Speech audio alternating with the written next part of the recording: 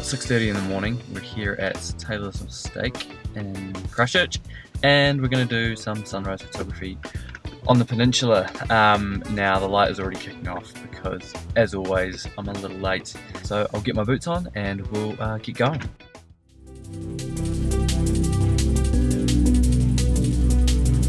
Being a landscape photographer does require you to get up at all hours of the morning to get to the photo shoots. Luckily this sunrise was a bit more lenient on my sleep schedule, allowing me to be up and out the door just after 6 o'clock. A bonus of being up so early is that the roads are a little bit clearer and means I can pump some tunes and get into the headspace of shooting a sunrise.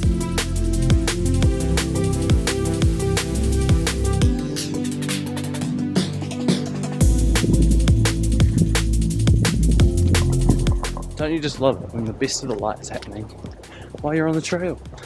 We're making our way there, but as usual, I'm a little behind schedule. Oh wow, look.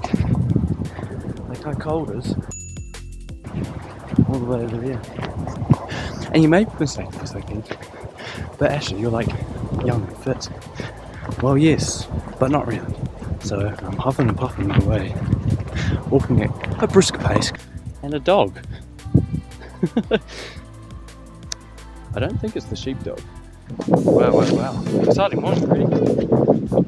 Probably already stepped in sheep though. But look at these guys.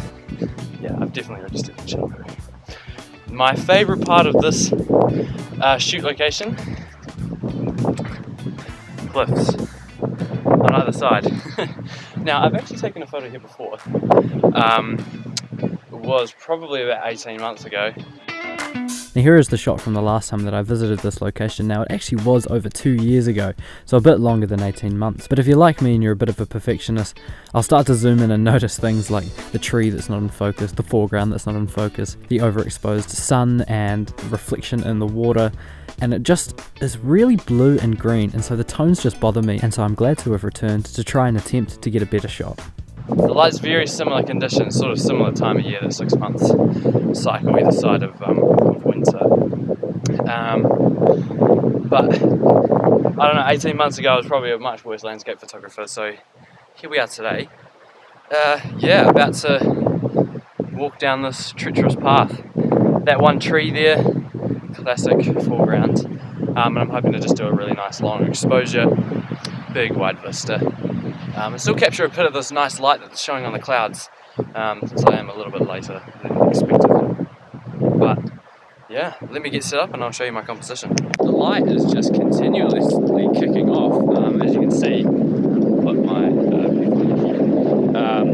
just the way the sun is sort of just peeling across, you know, the oranges and the tones in the sky are really just you know, driving this image, and I just keep taking photos to try and capture these. Now in the viewfinder you can see that there's a boat, obviously keeping focus, but you can also see there's a little bit of the hill on the far side where the sun's rising. So I am just trying to expose for that space in the lights, just so that way I can gather as much detail as possible. And that way, if there is anything that's sort of funny, then I can fix it and blend it in Photoshop afterwards.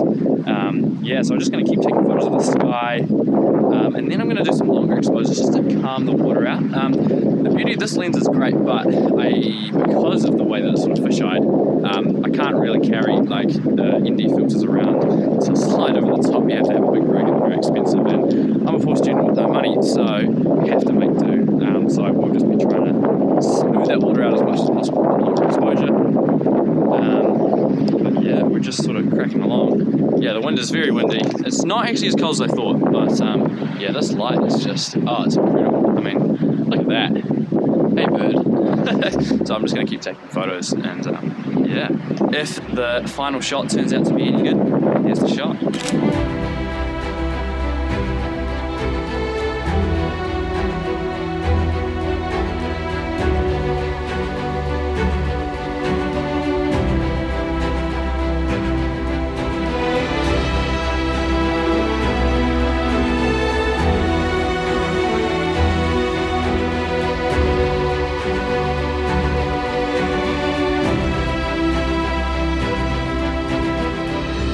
So with such a sort of gem of landscape photography here close to where I'm located here in Canterbury, it's really easy to just sort of come here, take a photo and be back in the car within sort of 20 minutes walking time, which is really nice.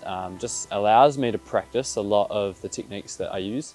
So it's nice to be able to come out again and shoot. It's a very popular sort of spot. I heard some runners playing some drum and bass here at 7:30 in the morning, so drum and bass, why not? I like my drum and bass as well. Speaking about drum and bass, my good friend Wilkinson, he would always say, be ready for the afterglow. So it's the same thing we apply for landscape photography, is to be ready for the afterglow. We talk about the afterglow. Lots of people will be familiar with that term when it comes to sunsets, and the afterglow being, you know, once the sun's gone down, you get the pastels, which is, you know, that before glow of the sunrise. But the afterglow, when it comes to sunrises, you get the yellows and the blues, which can complement really well with photography when you're doing it seascapes and you know, places with, you know, sort of cliffs and that sort of stuff, where that yellow actually complements those colors. You know, down in Central Otago here in New Zealand, that sort of light can actually be quite powerful in those images. But today, no luck, the cloud is sort of setting over. It's supposed to rain later, so not quite my day for afterglow sort of yellow tones, but I don't think that's what I was after anyways. Enjoying the pastels and getting a nice shot of the peninsula. Easy composition, sort of, it feels a bit car park photography-ish, you know, you sort of just turn up, walk for 20 minutes, and bing, bang, boom, there's that, set it in the middle of your camera and you'll be sweet. But I haven't really seen too many images of this place online, which is great. Means that I'm sort of going for originality, which is always good. So I think it's time to head back to the car and maybe I'll go back to bed.